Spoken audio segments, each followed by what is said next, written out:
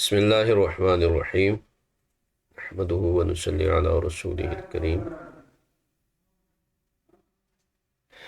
اما بعد فاعوذ باللہ السمیع العلیم من الشیطان الرجیم بسم اللہ الرحمن الرحیم الصلاة والسلام علیک یا رسول اللہ وعلی آلک واصحابک یا حبیب اللہ الصلاة والسلام علیک یا نبی اللہ وعلی آلک واصحابک یا نبی اللہ۔ اچھا، ایک مسئلہ جو سبب طہارت والا تھا اس کو ایک دفعہ پھر دیکھ لیتے ہیں، نظر ثانی کرتے ہیں۔ اس پر 4 اقوال ذکر کیے تھے۔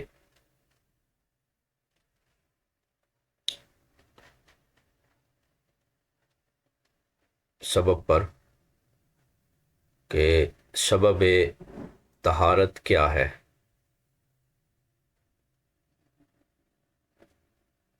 اے سبب وجوبہا،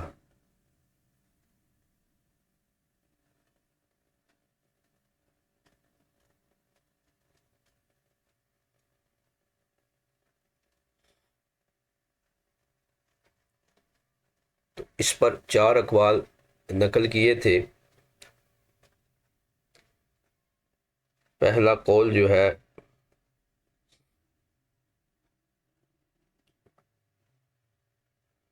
وہ یہ تھا کہ نجاست حکمی یا حقیقی سبب ہے طہارت کا، اور اس کو امام طحطاوی نے جو ہے وہ قول سرخسی قرار دیا، یعنی یہ قول سرخسی ہے، امام سرخسی کے نزدیک یہ مختار ہے۔ دوسرا قول تھا کہ اقامت صلاۃ، اور تیسرا قول جو ہے وہ تھا ارادہ نماز۔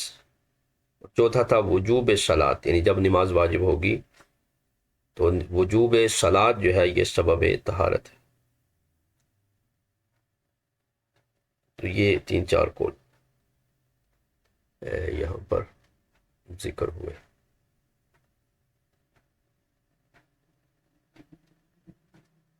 راجح یہی ہے کہ وجوب صلاۃ یعنی جب نماز واجب ہوگی، یا اس چیز کا ارادہ کرنا جو طہارت کے بغیر جائز نہیں ہے۔ باقی جو اقوال ذکر کیے ان پر جو ہے وہ اعتراضات وارد ہوتے ہیں۔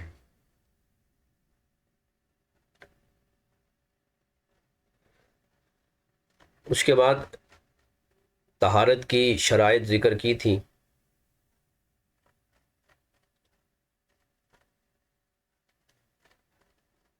اور 13 شرائط، ان میں سے 9 شرائط وجوب ہیں، 4 شرائط صحت ہیں، اور اس طرح یہ 13 شرائط جو ہے وہ بن گئی، جس کو نظم کی صورت میں بیان کیا تھا۔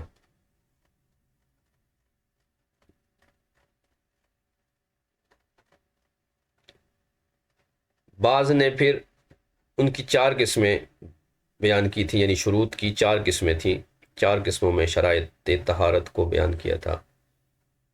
بعض شرائط حسی تھیں، یعنی اس کے شرط وجود حل حسی، یعنی طہارت کا وجود، شرط طہارت کی وجود حسی جو ہے وہ پانی وغیرہ ہونا، اور اس نجاست کو زائل وغیرہ کرنا، یہ چیزیں۔ پھر قدرت ہونا اس ازالے پر۔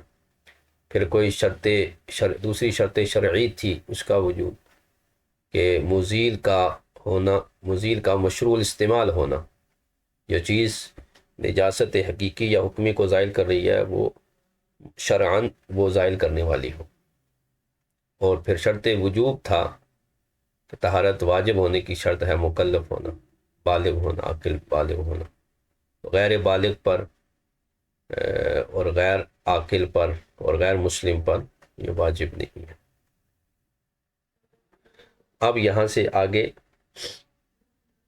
پھر چوتھی تھی شرط صحت، یعنی ایسے آدمی سے طہارت کا صدور ہونا جو اس کا اہل ہے محل طہارت میں، جبکہ محل طہارت میں کوئی معنی نہ ہو۔ تو معنی کی کئی چیزیں بیان کی ہیں، یعنی کوئی ناقض طہارت کوئی چیز دوران وضو جو ہے وہ حاصل نہ ہو، یعنی وضو کرتے ہوئے کوئی غیر معنی کوئی ناقض طہارت چیز نہ پائی جائے، تو اس کو جو ہے وہ انہوں نے بیان کیا۔ جیسے وضو کرتے کرتے وضو ٹوٹ جانا، یہ نہ ہو، تب جا کے صحت طہارت ہوگی۔ یعنی دوران طہارت اگر کسی کا وضو ٹوٹ جاتا ہے تو وہ اس کی طہارت مکمل نہیں ہوئی، از سر نو دوبارہ شروع کرے گا۔ اب آگے پھر فرمایا وَنَظَمَهَا، کہ اس کو پھر جو ہے وہ منظم کیا، اس کلام کو، اس طہارت کے اسباب کو، اور یہ نظم جو ہے حاضر نظم من بحر الطویل، اس سے اس کو نقل کیا۔ اب وہ آگے بیان کرتے ہیں، نظم جہاں تک مکمل ہوئی اس سے آگے جو ہے وہ بیان شروع ہوگا۔ فرماتے ہیں تعلم شروطاً للوضوء مہمتاً، وضو کی اہم شرائط کو جو مہم ہیں، اہم ہیں، ان شرائط کو جان لو۔ مقسمتاً فی 84، کہ ان میں سے وہ 8 اور 4 میں تقسیم کی گئی ہیں، 8 میں اور 4 میں تقسیم کی گئی ہیں۔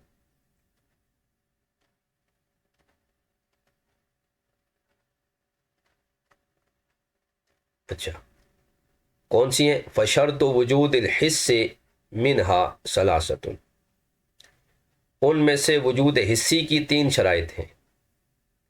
کون سی؟ سلامت اعضاء، اعضاء کا سلامت ہونا، یعنی جن اعضاء پر وضو کیا جا رہا ہے اعضائے وضو کا سلامت ہونا۔ اور دوسری شرط ہے وہ قدرت امکان المستعمل لمستعمل الماء القراح، خالص پانی جو ہے جسے ماء مطلق کہتے ہیں، اس کے استعمال کے لیے پانی کے استعمال پر قادر ہونا، یعنی ماء مطلق کے استعمال پر قادر ہونا۔ وَهُوَ مَعًا، اور وہ پانی کے ساتھ شرط ہے، یعنی جہاں پانی ہوگا، پانی شرط ہے طہارت کے لیے، تو اس کے ساتھ ماء مطلق ہو، ماء کافی ہو، اور اس پر قادر ہو۔ اور آگے شرط شرع ہے، وجود شرع، اور وجود شرعی اس کی شرط کیا ہے؟ خُذْهَا بِإِمْعَانٍ، اسے تو غور و فکر کے ساتھ لے لے، اس میں تدبر کر، اس میں غور و فکر کر، بنظر حقیق۔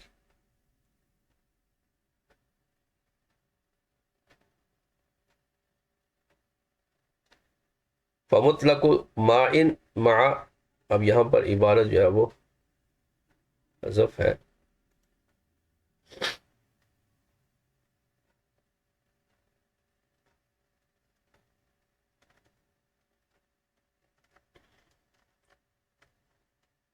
یہ ہے فمطلق ماء مع طہارتہ،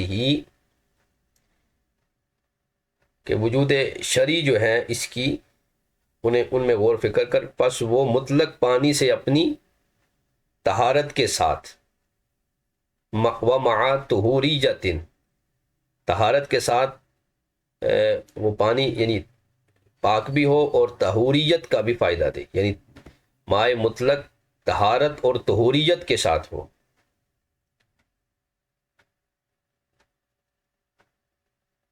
اس کو لے لے ففز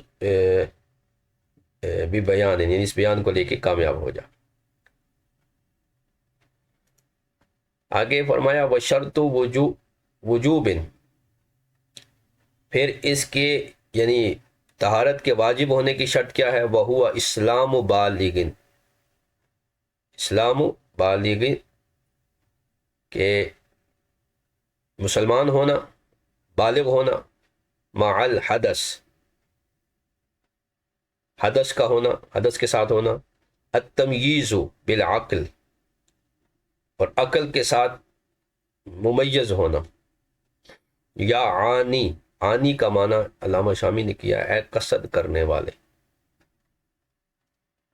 یا قاصد الفوائد، ہے فائدوں کا قصد کرنے والے۔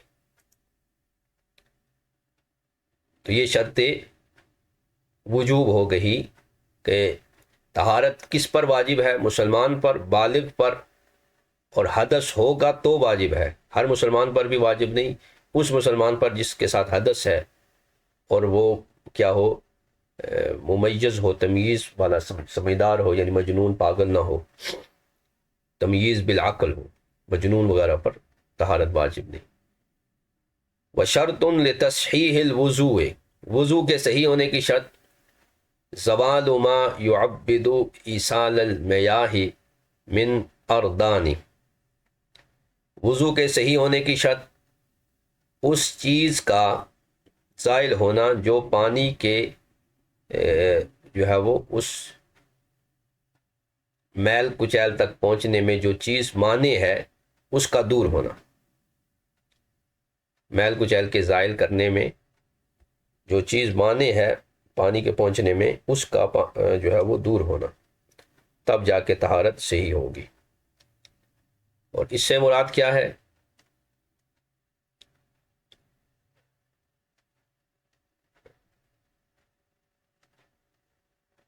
آگے اگلے شعر میں اس کی وضاحت کرتے ہیں کہ کشمع ورمس، جیسے موم وغیرہ جسم پر لگا ہو جس کی وجہ سے پانی جلد تک نہ پہنچ سکتا ہو، اسی طرح نیل پالش اور دیگر جو چیزیں جرم والی ہیں جو جسم تک پانی کو نہیں پہنچنے دیتی، ان کو پہلے زائل کرنا تاکہ وہ ایصال الماء جو ہے وہ ہو سکے، تو یہ ضروری ہے۔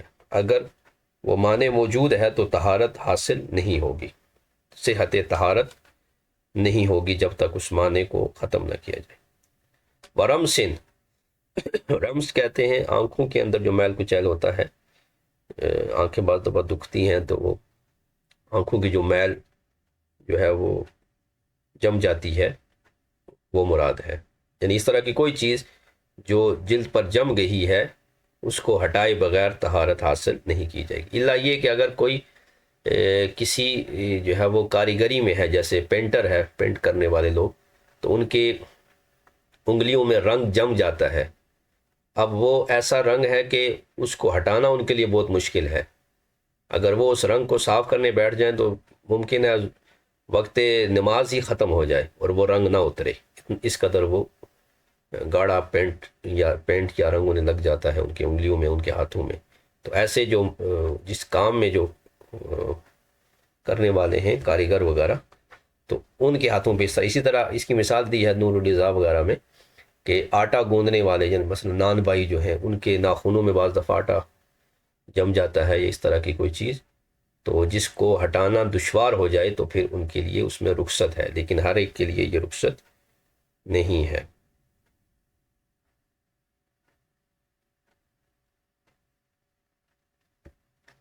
ثم لم يتخلل الوضوء مناف یا عظیم ذوی الشان، پھر منافی وضو چیز کا نہ ہونا یہ بھی جو ہے ضروری ہے۔ دوران وضو کے دوران منافی وضو چیز لاحق نہ ہو، یا عظیم ذوی الشان، اے عظیم الشان، اے شان والوں سے عظیم، اے مخاطب، دوران وضو کوئی منافی وضو چیز بھی نہ پائی جائے۔ وزید علی ہذین ایضا تقاتر مع الغسلات لیس ھذا لدى الثانی، اور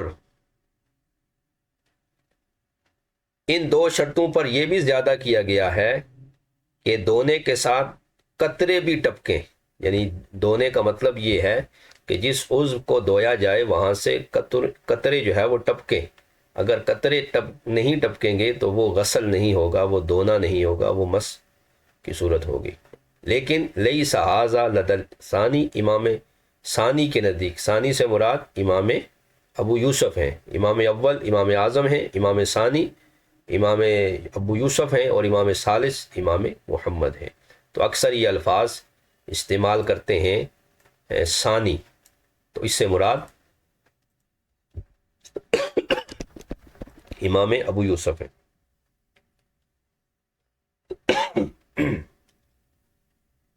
تو یہ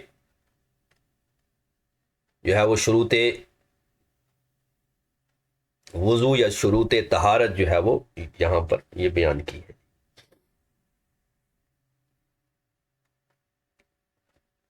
اب وضو کی شرعی حیثیت بیان کریں گے کہ وضو کی شرعی حیثیت کیا ہے۔ وصفتها،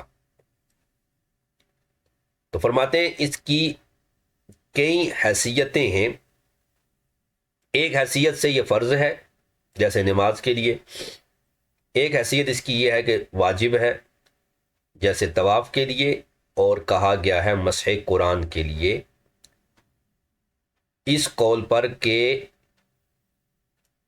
الا المطہرین سے مراد ملائکہ ہے، کیونکہ تعبیل ہے، اور جب لفظ میں تعبیل ہو جائے گی تو وہ قطعی دلالت نہیں ہے، اس لیے واجب ثابت ہوگا، لہذا مسح قرآن کے لیے بھی وضو جو ہے وہ واجب ہوگا۔ اچھا، کوئی صاحب بتا سکتے ہیں کہ طواف کے لیے کیسے واجب ہے؟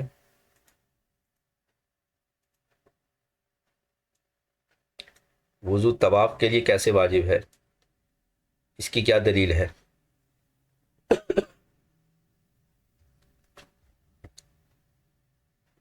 کوئی بولنا چاہے ارشاد فرما سکتے ہیں۔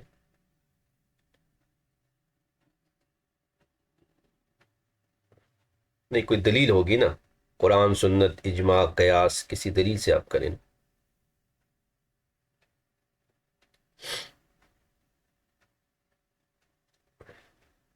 یہ اصول الشاشی میں ایک روایت موجود ہے کہ طواف مثل نماز ہے، الا یہ کہ اس میں بات چیت جائز ہے۔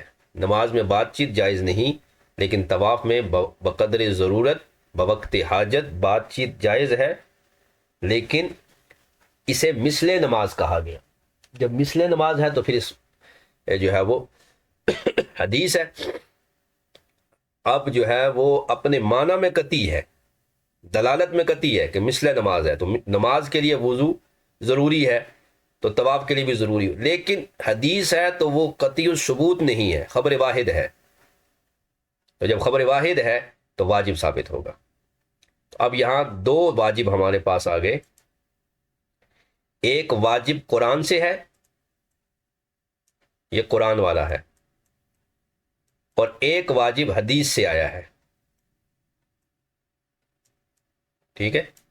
تو واجب جو ہوتا ہے وہ دو طریقے سے ثابت ہوتا ہے، یا تو قرآن کی وہ آیت جو قطعی دلالت نہ ہو، جیسے لا یمسہ الا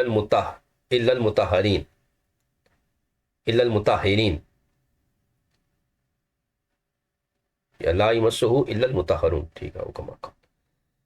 اور دوسرا یہ ہے حدیث، تو خبر واحد جو ہے وہ قطعی ثبوت تو ہے کہ الطواف مثل الصلاۃ او کما قال، لیکن اپنے ثبوت میں قطعی نہیں ہے، دلالت میں قطعی ہے، ثبوت میں قطعی نہیں۔ اور اگر ثبوت اور دلالت میں سے کسی ایک جانب اگر قطعیت نہ ہو تو پھر وہ فرض یا حرام نہیں ہوتا، پھر وہ درجہ وجوب یا مکروہ تحریمی کے درجے میں آ جاتا ہے، ٹھیک ہے؟ تو یہاں پر ہم ادلہ کی جو اقسام ہیں چار ہیں، چار طرح کی دلیل ہوتی ہیں، اس کو اگر ہم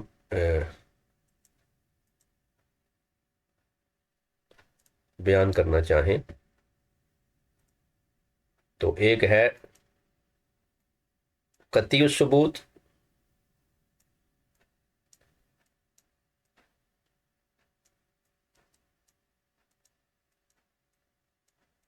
قطعی الدلالت، ثبوت بھی قطعی ہے، دلالت بھی قطعی ہے۔ تو اس سے ثابت ہوگا فرض اور حرام، اور فرض سے مراد بھی فرض اعتقادی ہوگا، ٹھیک ہے۔ فرض کی دو قسمیں ہیں، ایک اعتقادی ہے، اس کا منکر کافر ہے، اور ایک عملی ہے جو مجتہد کے نزدیک فرض ہے، اس کا منکر کافر نہیں ہے۔ مقلد کے لیے اس پر عمل کرنا واجب ہے، جیسے ہمارے لیے احناف کے لیے غسل میں مزمزہ اور استنشاق فرض ہے، لیکن یہ فرض اعتقادی نہیں ہے، فرض عملی ہے، مجتہد کے اجتہاد سے یہ ثابت ہوا، لہذا احناف کے لیے مزمزہ اور استنشاق کے بغیر غسل جائز نہیں، لیکن غیر حنفی کے لیے جائز ہے۔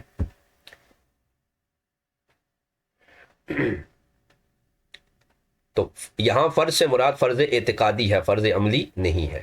اور دوسرا اس سے ثابت ہوتا ہے حرام، تو حرام بھی حرام قطعی ہے، ٹھیک ہے نا، حرام اعتقادی جسے ہم کہہ سکتے ہیں۔ یہاں بھی یہ دو قسمیں بنیں گی، تو یہاں بھی حرام عملی نہیں ہوگا، عملی وہی ہوگا جسے مجتہد کہے، جیسے سی فوڈ کے بارے میں احناف کے نزدیک سوائے مچھلی کے باقی حرام ہے، اور دیگر ائمہ کے نزدیک حلال ہے۔ تو یہاں اختلاف جو ہے وہ کس کا ہے؟ حرام عملی کا ہے، حرام اعتقادی کا نہیں ہے، ٹھیک ہے۔ تو یہ پہلی جو ہے وہ طریقہ ہوا استدلال کا۔ دوسرا ہے قطعی الثبوت،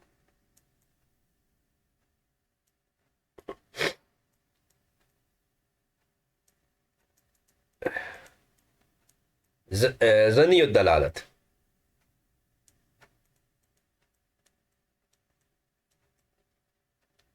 تو اس سے مراد یہ دو ہوں گے، تیسری قسم بھی اس کے ساتھ ہوگی، ظنی الثبوت، قطعی الدلالت۔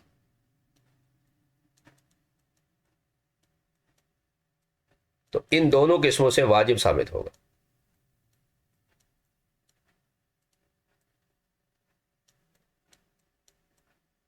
ٹھیک ہے۔ تو ان دونوں سے واجب ثابت ہوگا۔ تو واجب کے دلیل میں کسی ایک طرف ظن ہوتا ہے، لہذا منکر واجب کافر نہیں ہے، جیسے کہ شرفی کے اکبر وغیرہ میں علامہ ملا علی قاری وغیرہ نے لکھا ہے کہ منکر واجب کافر نہیں ہے، کیونکہ دلیل میں ہی ظن ہے، یا تو ثبوت میں ظن ہے یا دلالت میں ظن ہے، اور چوتھی ہے ظنی الثبوت، ظنی الدلالت، اس سے سنت مستحب وغیرہ چیزیں ثابت ہوتی ہیں۔ تو احکامات کے ثبوت کے یہ چار طریقے ہیں، ٹھیک ہے، ظنی الثبوت، ظنی الدلالت۔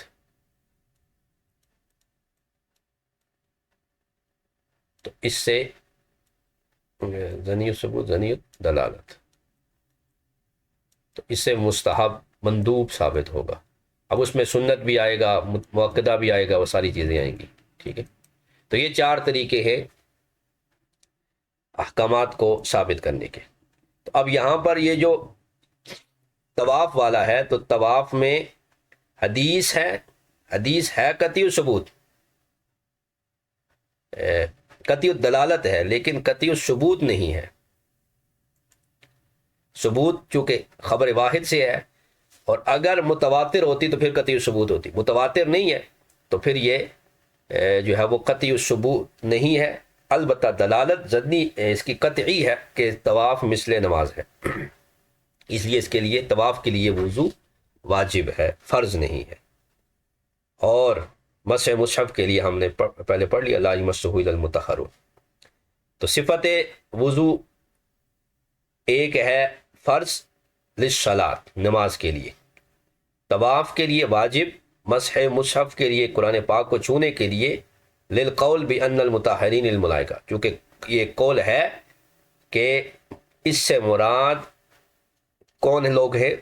فرشتے ہیں، لہذا تعویل آ گئی، دلالت ظنی ہو گئی، لہذا مس مصحف کے لیے بھی وضو واجب ہے، فرض نہیں ہے۔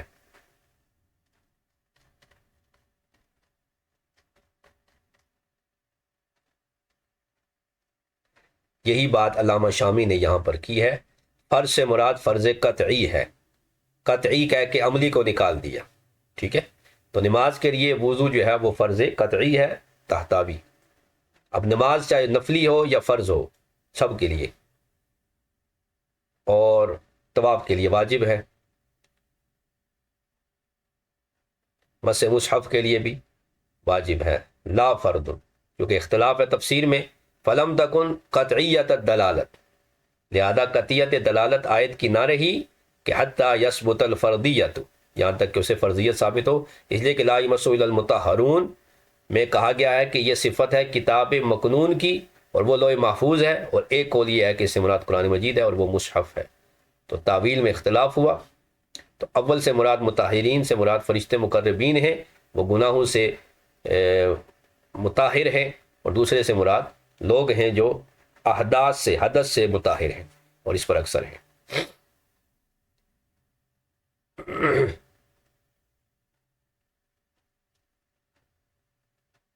اچھا، یہاں پر ایک مسئلہ بیان کیا ہے کہ فرضیت اختیار کی ہے، بعض لوگوں نے مس مصحف کے لیے فرض وضو قرار دیا، اور اسی کو کبھی قرار دیا محشی حلبی، اور اسی کو شرم بلالی وغیرہ نے اختیار کیا۔ تو فرض سے مراد وہ فرض ہے کہ جو قطعی ہو، جس کا انکار کفر ہوگا، جبکہ یہاں ایسا نہیں ہے، اس لیے کہ جو آدمی یعنی طہارت کا فرض جو ہے نا غیر نماز کے لیے یہ نہیں ہے، یعنی نماز کے علاوہ وضو کرنا فرض نہیں ہے۔ اب جن لوگوں نے کہا کہ نماز کے علاوہ وضو کرنا فرض ہے، تو اس کی ایک مثال دیتے ہیں کہ اگر خلاصۃ الفتاوی میں ہے کہ اگر کوئی شخص نماز کے علاوہ وضو کا انکار کر دے تو اس کی تکفیر نہیں کی جائے گی ہمارے نزدیک، ٹھیک ہے؟ تو اب جنہوں نے فرض قرار دیا تو وہ کون سا فرض ہے؟ وہ فرض عملی ہے، ٹھیک ہے؟ تو فرض عملی جو ہے وہ کیا ہوتا ہے؟ مجتہد کے عمل سے، اس کے اجتہاد سے ثابت ہوتا ہے، لہذا اس کا منکر کافر نہیں ہوتا۔ ہاں، فرض عملی جو ہوتا ہے یہ واجب سے کبھی ہوتا ہے، ٹھیک ہے؟ ایک واجب ہے جسے مجتہد واجب قرار دیتا ہے، ایک فرض ہوتا ہے، جیسے ہمارے ہاں مزمزہ اور استنشاق وضو میں فرض ہے، تو یہ فرض عملی ہے، حنفی کے لیے فرض ہے، غیر حنفی کے لیے نہیں ہے، لیکن یہ واجب سے زیادہ اولا ہے، لیکن فرض سے کم ہے، فرض قطعی سے کم ہے، لہٰذا فرض عملی کے منکر کو کافر نہیں کہا جائے گا۔ تو یوں توفیق آ جائے گی ان دو قولوں میں کہ جنہوں نے کہا کہ وضو کرنا غیر نماز کے لیے بھی فرض ہے، بعض نے کہا جی فرض نہیں ہے، تو اس کا جواب یہ ہوگا کہ جنہوں نے فرض کہا تو اس سے مراد فرض عملی ہے، اور جنہوں نے جو ہے وہ انکار کیا تو اس سے مراد وہ فرض اعتقادی کا انکار ہے۔ اب سنت کس کے لیے ہے؟ اب اس پر گفتگو کریں گے۔ سنت تو فرماتے ہیں وسنت للنوم، سونے کے لیے، باطہارت سونے کے لیے وضو سنت ہے، ومندوب فی نیف وثلاثین موضعا، 30 سے زائد مواقع میں جو ہے وہ وضو کرنا مستحب ہے، ذکرتھا فی الخزائن، کہ جس کو میں نے یا صاحب خزائن نے جس کو ذکر کیا، ذکرتھا فی الخزائن، تو اس کے وضو کے مکروہات میں یہ ذکر کیا کہ ان میں سے نیند سے جب جاگے تب بھی وضو مستحب ہے، وضو پر ہمیشگی اختیار کرنا، وضو علی الوضو، جب مجلس تبدیل ہو جائے یعنی وضو ہے لیکن مجلس تبدیل ہو گئی تو وضو کر لیں، مستحب ہے۔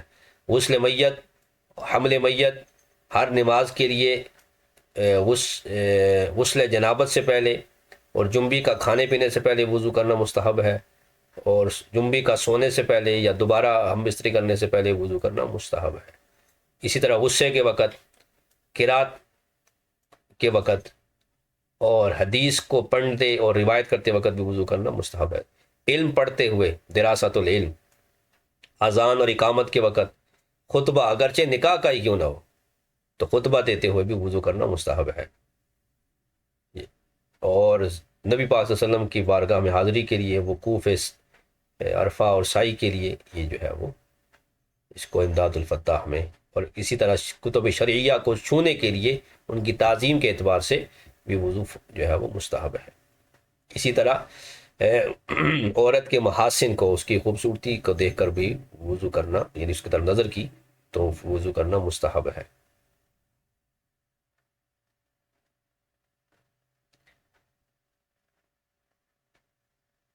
اور اسی طرح پھر فرمایا ہر نماز کے لیے اگرچہ وضو ہو لیکن ہر نماز کے لیے نیا وضو کرنا یہ مستحب ہے۔ اسی طرح غیبت، جھوٹ وغیرہ کے لیے بھی یہ جو ہے وہ فتاوی صوفیہ میں ہے کہ اگر غیبت کی یا جھوٹ بولا اور پانی نہیں پایا تو وہ تیمم کرے، اور تیمم میں نیت کیا کرے کہ میں نے جو جھوٹ بولا یا غیبت کی اس کے گناہ کو اٹھانے کے لیے میں تیمم کر رہا ہوں۔ اسی طرح جھوٹ کے بعد غیبت، قہقہ کے بعد، چونکہ قہقہ نماز میں لگانا یہ ناقض وضو ہے اور ناقض صلاۃ بھی ہے عند الاحناف، لہذا قہقہ اگر خارج صلاۃ ہے تو کم از کم مستحب ہے۔ اور شعر کے وقت، شعر میں آپ نے تخصیص کی ہے کہ کبھی اور غیر کبھی، تو کبھی شعر پڑھتے ہوئے یا سنتے ہوئے اس کے بعد وضو کرنا مستحب ہے۔ اکل جزور، اونٹ کھانا، اونٹ میں امام احمد کے نزدیک وضو جو ہے وہ ضروری ہے، جس نے اونٹ کا گوشت کھایا تو وہ اس کے بعد کیا کرے، وضو کرے۔ تو ہمارے ائمہ ثلاثہ کے نزدیک وضو جو ہے وہ اس سے مراد وضو طعام ہے، یعنی ہاتھ منہ دھونا، چونکہ اونٹ کے گوشت میں چربی زیادہ ہوتی ہے تو ہاتھ چکنے ہو جاتے ہیں، چکناہٹ والے، لہٰذا اس لیے کہا گیا کہ اونٹ کے گوشت کے بعد ہاتھ دھو لو۔ یہ امام شافعی، امام اعظم اور امام مالک کا قول ہے، جبکہ امام احمد جو ہے وہ وضو سے وضو شرعی مراد لیتے ہیں، تو یہ ایک اجتہادی مسئلہ ہے، لہٰذا ان کے کسی نے اگر اونٹ کھایا تو وہ وضو کرنا اس کے لیے مستحب ہے۔ ہر گناہ کے بعد وضو کرنا مستحب ہے، اور اسی طرح اختلاف علماء سے نکلنے کے لیے، بچنے کے لیے بھی وضو کرنا مستحب ہے۔ یہی مسئلہ دیکھ لیں کہ جو ہے وہ اونٹ کا گوشت کھایا تو اب وضو ٹوٹ گیا ہے کہ نہیں ٹوٹ گیا، امام مالک، امام احمد کے نزدیک ٹوٹ گیا اور باقیوں کے نزدیک نہیں ٹوٹا، لہٰذا اگر کوئی پیچھے حنبلی نماز پڑھ رہا ہے تو اس کی تو نماز نہیں ہوگی اس امام کے پیچھے، کیونکہ امام نے اس کے مذہب کی رعایت نہیں کی، لہٰذا وضو کر لینا مستحب ہے اختلاف علماء سے۔ اسی طرح مس ذکر، مس مرأہ کو بھی ذکر کیا ہے کہ اس میں بھی اختلاف ہے، بعض کے نزدیک ٹوٹ جاتا ہے، امام شافعی وغیرہ کے نزدیک، احناف کے نزدیک نہیں ٹوٹتا، تو اس لیے ان صورتوں میں بھی وضو کر لینا مستحب ہے۔ تو یہاں تک آج کی ہماری گفتگو تھی۔ کل جو ہے ہوگی رکن طہارت، وہ ہے غسل، مسح اور زوال نجاست وغیرہ، اس پر گفتگو کی جائے گی۔ جی، ابھی کسی نے کوئی بات کرنی ہو، کوئی سوال؟ وعلیکم السلام ورحمۃ اللہ۔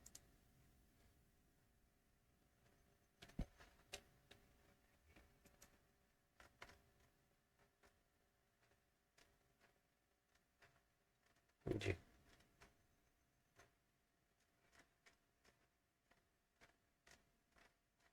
یہی گفتگو ہوئی ہے نا، بعض نے اس کو واجب بمعنی ضروری قرار دے کر فرض قرار دیا، تو اسی کا علامہ شامی نے تطبیق دی ہے کہ جنہوں نے اس کو فرض قرار دیا تو فرض عملی ہے، ٹھیک ہے، چونکہ یہ اجتہاد سے ثابت ہے کہ ان ائمہ نے اپنے اجتہاد سے غور و فکر کر کے وضو کو لازم قرار دیا، لہٰذا وہ اگر فرض ہے تو وہ فرض عملی ہے، لہٰذا اس کے منکر کو کافر نہیں کہا جائے گا۔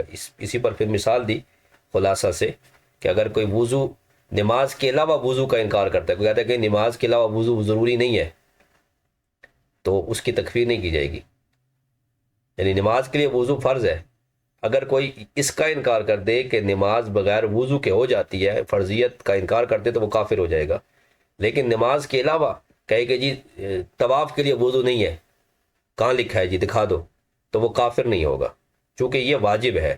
اور جنہوں نے فرض کہا تو وہ فرض بھی فرض عملی ہے، اور فرض عملی بھی مجتہد کے اجتہاد سے ثابت ہوتا ہے۔ جیسے اب امام اعظم نے کیسے ثابت کیے غسل کے 3 فرض، کہ وَإِن كُنتُمْ جُنُوبًا فَاتَّطَہَّرُوا، تو فَاتَّطَہَّرُوا میں الفاظ کی زیادتی ہے، کہ ایک ہے طہرو اور ایک ہے اتطہروا، تو زیادت الالفاظ یدل علی زیادت المعنی، تو یہ الفاظ کی زیادتی معنی کی زیادتی بدل کرتی ہے، لہذا اس سے استدلال کیا امام اعظم نے کہ جہاں تک وضو میں آپ پانی پہنچا چکے ہو ناک میں اور حلق تک، اب غسل میں ان جگہوں تک پانی پہنچانا ضروری ہے، چونکہ لفظ ہے فَاتَّطَہَّرُوا، تو یہ اجتہاد سے ثابت ہوا۔ اب چونکہ امر ہے، الامر للوجوب، تو وجوب سے فرض ہے، لیکن فرض تب ہوگا جب یہ دلیل قطعی ہوگی۔ جب قطعی نہیں ہے، وہی معنی کہ ثبوت تو قطعی ہے لیکن دلالت قطعی نہیں ہے، ٹھیک ہے، تو اس لیے یہ واجب ہوگا یا فرض ہوگا، فرض عملی ہوگا، لیکن یہ فرض اعتقادی نہیں ہوگا کہ جس کے منکر کو کافر قرار دیا جائے۔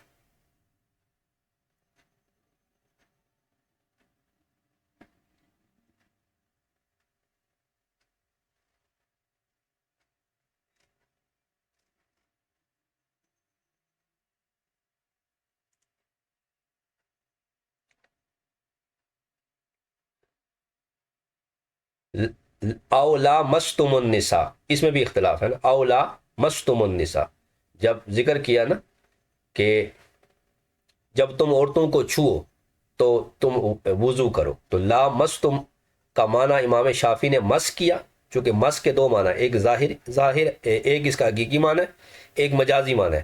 مس کا ظاہری معنی ہاتھ سے چھونا ہے، اور اس کا مجازی معنی جماع ہے، ہم بستری ہے۔ تو احناف مجازی معنی مراد لیتے ہیں اور امام شافعی حقیقی معنی مراد لیتے ہیں، جبکہ ہم اس کا جواب یہ دیتے ہیں کہ ہمارے نزدیک اور شوافع دونوں کے نزدیک جماع سے بالاتفاق وضو ٹوٹ جاتا ہے۔ تو جب مجازی معنی سے بالاتفاق ٹوٹ جاتا ہے اور آپ حقیقی معنی بھی مراد لیں، تو پھر یہ حقیقت اور مجاز کو جمع کرنا لازم آئے گا، جبکہ بیک وقت حقیقت اور مجاز کو جمع کرنا یہ جائز نہیں ہے۔ لہذا احناف نے اس بنا پر مس امرا سے ناقض وضو ہونے کا، نقض وضو کا انکار کیا، چونکہ اس میں جمع بین الحقیقت والمجاز ہو رہی ہے، ٹھیک ہے۔ تو اولا مستم النساء سے استدلال میں اجتہاد ہوا، امام شافعی نے مس کو اس کے حقیقی معنی چھونے پر معمول کیا، اور احناف نے اس میں تعویل کی اور اس کا مجازی معنی بیان کیا کہ اس سے مراد جماع ہے، یہ کنایتاً یہ مراد ہے، لیکن چونکہ لفظ آئے ہیں تو اس لیے مس ذکر جو ہے وہ حدیث میں آیا ہے، ٹھیک ہے، بعض روایتوں میں ٹوٹ جاتا ہے، بعض میں ہے کہ وہ تمہارے جسم کا ایک حصہ ہے، جسم کے باقی حصوں پر اگر ہاتھ لگاؤ تو وضو نہیں ٹوٹتا، تو مس ذکر پر ہاتھ لگانے سے کیسے ٹوٹ جائے گا، ٹھیک ہے۔ تو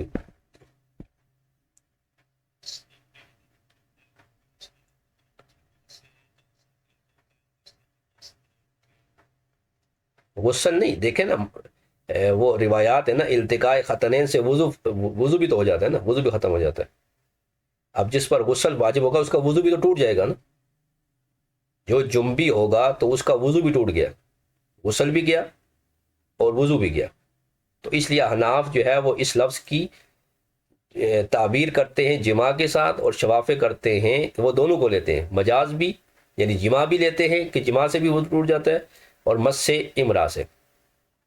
پھر وہ اس میں تخصیص کرتے ہیں کہ امراتن مطلق نہیں ہے، بلکہ امراتن اجنبیتن اور مشتہاتن، اس طرح کے الفاظ ہیں کہ وہ اجنبیہ عورت ہو، مثلا اپنی بیٹی ہے تو اس کو چھونے سے نہیں ہوگا، اپنے محارم ہیں انہیں چھونے سے نہیں ہوگا، ٹھیک ہے، اجنبی ہو وغیرہ وغیرہ۔ اب ہم اس کا جواب دیں گے کہ حضرت ام المومنین عائشہ الصدیقہ فرماتی ہیں کہ جب گھروں میں چراغ نہیں ہوتے تھے، بخاری شریف میں روایت ہے، نبی پاک صلی اللہ علیہ وسلم جب نماز ادا فرماتے اور آپ حالت حیض میں ہوتی تو اندھیرے کی وجہ سے سجدے کی جگہ پر آپ کے پاؤں مبارک ہوتے اور نبی پاک صلی اللہ علیہ وسلم جب سجدے میں جانے لگتے تو حضرت ام المومنین کے ہاتھوں کو پاؤں پر ہاتھ رکھتے تو وہ پاؤں سمیٹ لیتی اور نبی پاک صلی اللہ علیہ وسلم وہاں سجدہ کرتے۔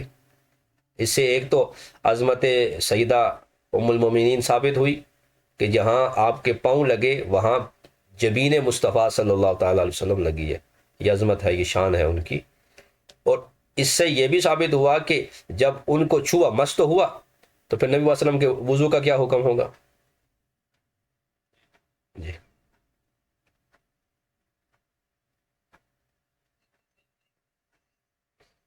جی، کسی اور نے کوئی بات کرنی ہو؟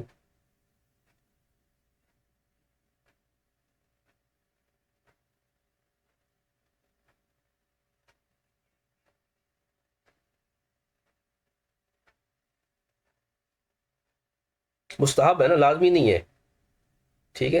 اس کے اندر شہوات جو ہے وہ انگڑائیاں لے سکتی ہیں، برے خیالات آ سکتے ہیں، یعنی عورت کے محاسن کو دیکھے تو اس کے بعد اس کے لیے وہ بعض ہر آدمی کی طبیعت ایک جیسے تو نہیں ہوتی نا، یہ لکھا ہے وَنَظْرٍ لِمَحَاسِنِ امْرَأَةٍ، عورت کے محاسن مطلب اس کے جسم کے مخصوص جو اعضاء ہیں ان کی طرف نظر کرنا محاسن ہے۔ تو بعض دفعہ بعض لوگ اس قدر کمزور ہوتے ہیں کہ وہ اسی سے شہوت کا شکار ہو جاتے ہیں، بعض انزال کے بھی ہو جاتے ہیں، تو یہ اس طرح کی کیفیت بن سکتی ہے، تو اس لیے وضو کرنا مستحب ہے۔ وعلیکم السلام۔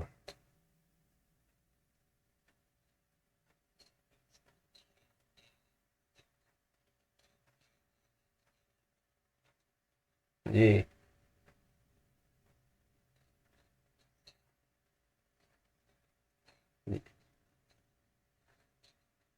کیونکہ اس کی مطہرون سے مراد کون ہے اس میں اختلاف ہے، اس کی دو تفسیریں کی گئی ہیں۔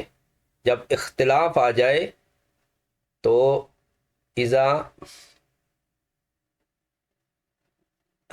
وجد الاحتمال بطل الاستدلال، یہ ایک اصول ہے کہ جب احتمال آ جائے کسی چیز میں تو اس سے استدلال قطعی ختم ہو جاتا ہے۔ اب یہاں احتمال یہ آیا، تفسیر یہ ہوئی کہ مطہرون سے مراد جو ہے وہ فرشتے ہیں، اور دوسری تعویل جس پر اکثر مفسرین ہیں کہ اس سے مراد وہ مسلمان ہیں جو احداث سے اپنے آپ کو پاک کرتے ہیں، حدث سے، وہ مراد ہیں۔ تو جب اختلاف آ گیا، دلالت قطعی نہ رہی، تو اس سے وجوب ثابت ہوا۔ تو میں نے جو قسمیں چار بنائی ہیں اس کو اگر آپ غور سے دیکھیں، قطعی الثبوت یعنی احکامات کو ثابت کرنے کے یہ چار طریقے ہیں: قطعی الثبوت، قطعی الدلالت، اس سے فرض اعتقادی اور حرام اعتقادی ثابت ہوگا، جس کا منکر کافر ہوگا۔ حرام اعتقادی کا کوئی انکار کرے تو کافر ہے، فرض اعتقادی کا انکار کرے، نماز، روزہ، حج، زکوٰۃ، یہ فرائض اعتقادی ہیں، منکر کافر ہے، ٹھیک ہے؟ دم میتا، خنزیر، یہ چیزیں حرام ہیں، ان کا جو منکر ہو وہ کافر ہے۔ لیکن باقی جو ہیں جیسے وہ لگڑ بگڑ ہے، وہ تو ہے حرام، لیکن امام شافعی کے یہاں حرام نہیں ہے، تو ہم انہیں کافر نہیں کہہ سکتے۔ امام شافعی نہیں، امام احمد کے نزدیک باقاعدہ سعودیہ میں اس کی جو ہے نا وہ بریانی بنا کے لوگ کھاتے ہیں، ہمارے ہاں یہ درندہ ہے اس کو نہیں کھایا جاتا۔ اسی طرح سی فوڈ ہے، تو سی فوڈ سارے جو ہے وہ ائمہ ثلاثہ کے نزدیک حلال ہیں، لیکن احناف کے نزدیک صرف مچھلی ہے۔ تو ہم کہتے ہیں کہ باقی حرام ہے، تو حرام عملی ہیں، ہمارے امام کے اجتہاد سے وہ حرام ثابت ہوئے، انہوں نے اجتہاد سے اپنے علم سے ہی اس کو حرام ثابت کیا۔ لہٰذا اگر دیگر جو امام ہیں وہ اپنے اجتہاد سے اس کو اگر جائز ثابت کرتے ہیں تو وہ کافر نہیں ہوں گے، ان کے حق میں جائز ہے۔ اور یہ جو دو قسمیں ہیں، قطعی الثبوت، ظنی الدلالت، ظنی الثبوت، قطعی الدلالت، اس سے واجب ثابت ہوتا ہے۔ قطعی الثبوت، ظنی الدلالت، یہ قرآن ہے کہ ثبوت قرآن کا قطعی ہے، لیکن دلالت الا المطہرون کی ظنی ہے کہ اس سے مطہرون سے فرشتے بھی مراد ہو سکتے ہیں اور مسلمان بھی مراد ہو سکتے ہیں، لہٰذا واجب ثابت ہوا۔ اور ثبوت ظنی ہے، جیسے جی تعویل کی وجہ سے واجب ہوگا، اور بغیر تعویل کے جو ہے وہ فرض اعتقادی یا حرام اعتقادی ہوگا۔ اور جہاں تعویل ہوگی یا اجتہاد ہوگا وہاں جو ہے وہ فرض اعتقادی یا حرام اعتقادی نہیں ہوگا کہ جس کا منکر کافر ہو۔ مسئلہ تشدید اور مسئلہ تخفیف پر جو ہے میزان الشریعہ کتاب ہے امام عبد الوہاب شعرانی کی، وہ میں اگر ہو سکی ڈاؤن لوڈ ہوگی تو میں آپ گروپ میں سینڈ کر دوں گا، اس کو پڑھیے گا۔ وہ اسی مسئلے پر ہے کہ ایک امام ایک چیز کو حرام کہہ رہا ہے، دوسرا اس کو حلال کہہ رہا ہے، ایک فرض کہہ رہا ہے، دوسرا اس کی فرضیت کا قائل نہیں ہے۔ جیسے ہم غسل میں مزمزہ اور استنشاق کلی اور ناک میں پانی چڑھانے کی فرضیت کے قائل ہیں، شفافے نہیں کرتے، وہ کہہ رہے ہیں کہ حدیث میں آیا ہے کہ نبی صلی اللہ علیہ وسلم وضو کے لیے غسل کے لیے ایسا وضو کرتے جیسے نماز کے لیے کرتے، تو جو نماز کے لیے وضو ہے اس میں کون سا استنشاق اور مزمزہ فرض ہے؟ لہذا کوئی بھی فرض نہیں ہے۔ تو یہ اسی مسئلے پر ہے کہ ایک نے تشدید کی، ایک نے تخفیف کی، تو مسئلہ تشدید اور مسئلہ تخفیف پر وہ کتاب ہے، اس کا مطالعہ آپ کے لیے اچھا رہے گا۔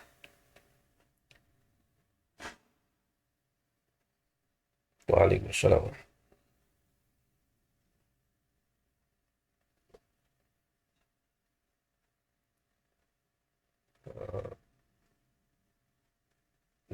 ابتدان تو لزوم ہی ہوگا، لیکن پھر بعد میں اگر وہ بعض دفعہ ہوتا ہے نا کہ اس کو علم ہی نہیں ہے، تو اگر اسے بتایا جائے اور وہ اس پر ڈٹ جائے تو پھر تو التزام ہو جائے گا نا، لزوم سے التزام ہو جائے گا، اور اگر جان بوجھ کے کر رہا ہے تو پھر تو التزام ہوگا۔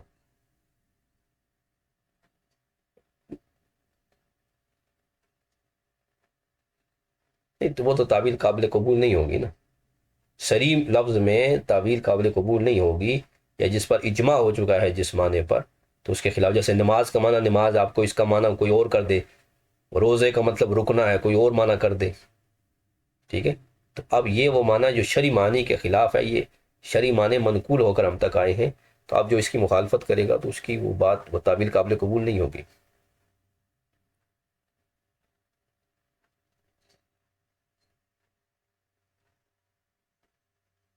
ہاں، لفظ صریح میں جو ہے وہ تعبیر نہیں ہے تو پھر کفر کا حکم ہوگا۔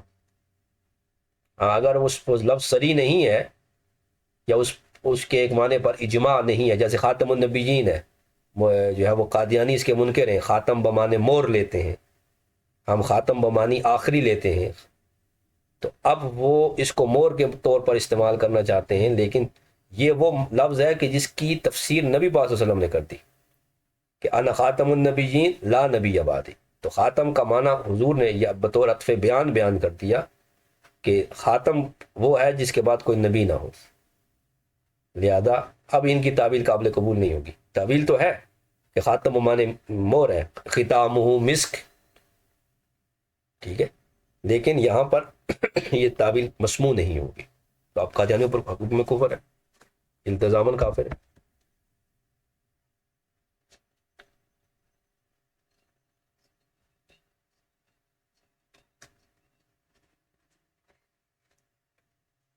آخر میں ٹھیک ہے، وہ جو شاہ صاحب نے یہی شروع بتایا کہ آخر میں کر لیں، پھر درمیان میں پھر سبق رہ جائے گا سوال جواب میں، آپ جہاں جہاں آپ کو آئے نا آپ نوٹ کرتے جائیں، آخر میں پوچھ لیں، ٹھیک ہے؟ ریکارڈنگ بھی آن ہے اور اسکرین بھی آن جو ہے وہ۔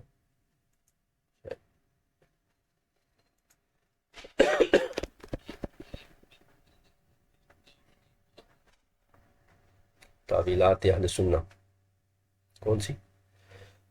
یہ تفسیر ہے، ہاں یہ تفسیر ہے نا، تفسیر قرآن ہے، تعویلات اہل سنہ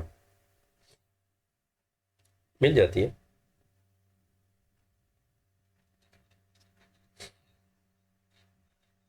میرے پاس نہیں ہوگی، لیکن مکتبے سے آپ ڈاؤن لوڈ کر سکتے ہیں، یہ آن لائن جو ہے نا الوقفیہ ہے مکتبہ،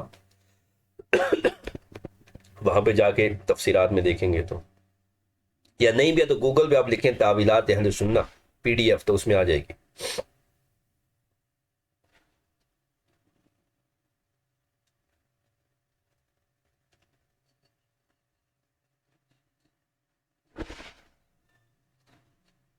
ہاں جی، مائک آف رکھا کریں، اس سے جو ہے نا وہ سمجھنے میں بہت مسئلہ ہو جاتا ہے۔ ہاں، بوقت ضرورت جب سوال جواب ہو تو آپ مائک آن کر لیے گا۔